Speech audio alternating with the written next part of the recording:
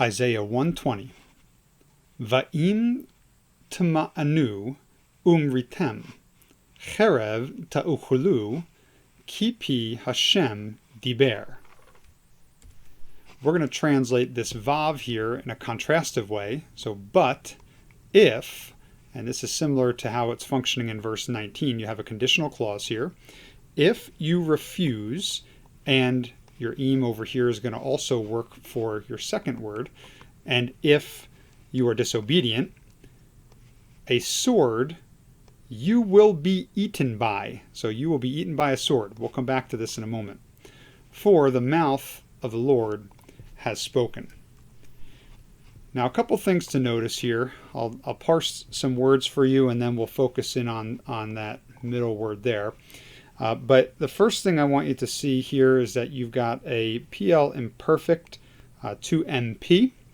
We have over here a call vav consecutive perfect to MP. And then down here we have a nice little PL perfect verb. You can see that PL very clearly there. But what I really want to focus on is ta'uchlu. This is a challenging word. One of the reasons it's challenging is because we have a passive. Your u is going to give you the clue that this is a passive verb. Now, some would parse this as a call passive. Some, because of that u, would say it's a pual passive. The important thing is to recognize that we're going to translate it passively. So it's not you will eat a sword. It's you will be eaten by a sword. And that sets up a very interesting contrast with what we saw in verse 19.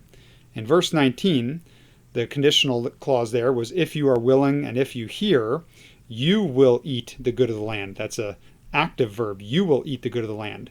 But if you don't listen, and if you aren't willing to follow the law of the Lord, if you refuse and you're disobedient, you will be eaten. So we have an eat or be eaten situation here, and it all depends on whether or not the Israelites would follow the law of the Lord and be obedient. Why is all this going to happen? Your key is giving you the reason. Because the mouth of the Lord has spoken.